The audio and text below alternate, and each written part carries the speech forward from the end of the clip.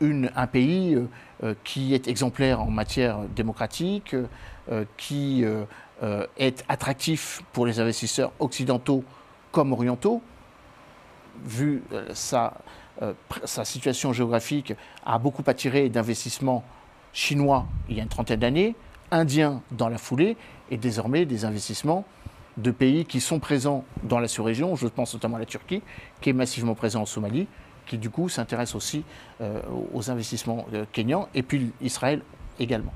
Un pays qui permet de désenclaver l'Afrique centrale. Il en est beaucoup question aujourd'hui de ces pays connecteurs, le Maroc, le Kenya, qui ont à peu près la même similitude.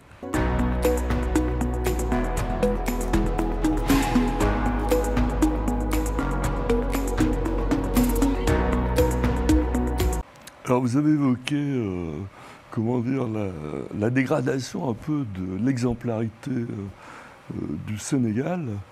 Mais il y a un autre pays qui est en pleine dégradation d'image, en tout cas, c'est le Kenya, dont on a dit beaucoup de bien ces dernières années. Et c'est un des pays chouchous du président Macron, d'ailleurs.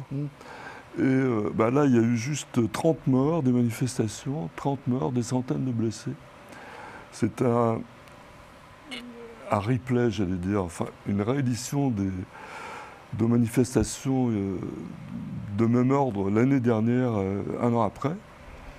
Et on considère que c'est une révolte générationnelle. On lit ça dans les médias. Qu'est-ce que vous en pensez, Emmanuel ? Déjà, ce sont les étudiants qui se sont offusqués de la dureté de la vie, de la hausse des prix généralisés, et donc de la dureté accessoirement d'accès aux matières premières et accessoirement donc à leur propre existence. Donc c'est souvent les populations les plus faibles qui sont les révélateurs d'une profonde distanciation ou d'un hiatus qui peut exister entre l'image que l'on donne d'un pays et la réalité, j'allais dire anthropologique, ou la réalité interne au pays. Le Kenya est un État assez singulier. C'est un État qui, comme vous l'avez dit, est chouchouté par la communauté internationale, qui fait partie des 5 à 6 pays dont dépend 50% du PIB africain. Le Kenya, on y rajoute l'Éthiopie, on y rajoute l'Afrique du Sud, l'Algérie, le Nigeria et l'Afrique du Sud, le Nigeria, l'Algérie, l'Éthiopie, l'Égypte et le Kenya. On rajoute le Maroc. Et vous avez à peu près les 10 pays qui constituent à peu près 50 à, si vous rajoutez le Maroc, 50 à 60% du PIB africain. Donc, un pays qui est exemplaire en matière démocratique, qui est attractif pour les investisseurs occidentaux comme orientaux, vu sa situation géographique, a beaucoup attiré d'investissements chinois il y a une trentaine d'années, indiens dans la foulée, et désormais des investissements de pays qui sont présents dans la sous-région. Je pense notamment à la Turquie, qui est massivement présent en Somalie, qui du coup s'intéresse aussi aux investissements kenyans, et puis Israël également. Un pays qui permet de désenclaver l'Afrique centrale. Il en est beaucoup question aujourd'hui de ces pays connecteurs, le Maroc, le Kenya, qui ont à peu près la même similitude. Le Maroc désenclave, ou pourrait à l'avenir désenclaver les pays du Sahel, le Mali, le Niger, le Burkina Faso, le Tchad accessoirement, le Kenya, plus que la Tanzanie par rapport à sa capacité économique supérieure, pourrait désenclaver le Burundi, l'Ouganda, le Rwanda, dans la situation d'une confrontation avec le voisinage donc à l'est de la région des Grands Lacs et à l'est de la République démocratique du Congo. Et donc du coup, ça donne le sentiment que le Kenya est exemplaire parce qu'il a lutté avec efficacité contre les groupes armés terroristes.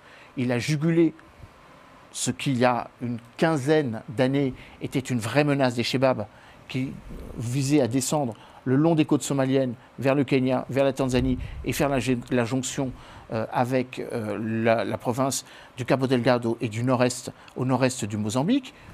Le Kenya et la Tanzanie qui ont été victimes des attentats 1999 et 2000, donc des attentats des mouvements des Chebabs pas encore radicalisés au point de prêter allégeance à Daesh. grâce à la coopération avec les États-Unis, avec Israël, à juguler cette menace.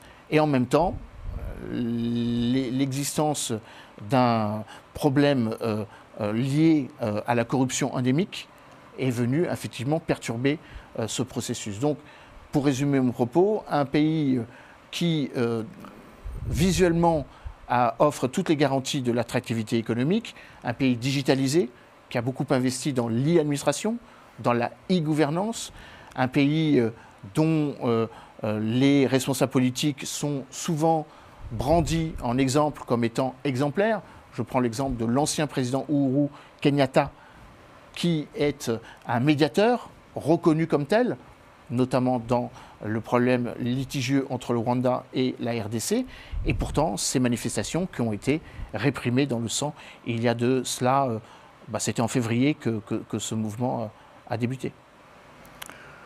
J'aurais juste une petite observation, Emmanuel, si vous permettez, parce que vous avez comparé le Kenya et le Maroc dans le rôle à venir de désenclaveur des arrière-pays. Mais si on regarde la carte de l'Afrique, c'est plutôt la Mauritanie. Parce que oui, c'est les Marocains qui ont eu l'idée, mais physiquement... En ligne directe, oui. C'est la Mauritanie. Bien sûr. Parce que sinon, il faut passer par l'Algérie. Alors ça devient compliqué. Alors, il faut passer par l'Algérie. Il faut passer par l'Algérie... on peut passer par la Mauritanie pour aller vers Darla, vous voulez dire? Oui, ou alors par la Mauritanie. Donc, Oui, alors on peut passer par le Mali et les provinces du Sud qui sont considérées comme marocaines, le Sahara occidental. C'est tout l'enjeu finalement d'avoir, à l'occasion donc de ces horizontalités qui permettent donc à la fois de désenclaver les pays du cœur. Il y a 15 pays africains sur les 44 pays enclavés dans le monde. Donc l'Afrique est le continent le plus enclavé au monde. Mais il y a une autre dimension aussi. Il y a la connexion entre les différents océans. L'océan Indien et l'océan Atlantique. Et ça ne passe pas forcément par des lignes droites. Par exemple, prenez le cas du désenclavement de la RDC. C'est bizarre de le dire ainsi parce que la RDC a 55 km de côte atlantique. Enfin, l'embouchure du fleuve Congo n'est pas forcément idéale à la navigation, déjà, en allant de Brazzaville et de Kinshasa. Le projet de canal de Mobutu. Ça fait, voilà, le canal de Lobito, dont il a été question à l'occasion de la visite donc des chefs d'État, des 5 chefs d'État africains.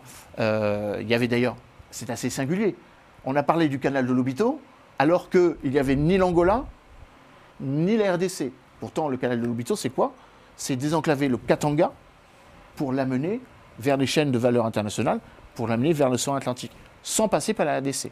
Bon, il y a la même chose aussi, avec des trains qui visent à désenclaver la région des Grands Lacs, notamment le Rwanda, pour l'amener vers Mombasa et pour l'amener vers Nairobi, pour désenclaver cette zone et pour en faire le pendant de ce que sont qu'est l'ambition de la ville de Darla, pour en faire des grands ports internationaux. Parfois, pour répondre à votre question, ce n'est pas forcément la ligne droite qui est le chemin le plus court, en tout cas le plus économiquement valable.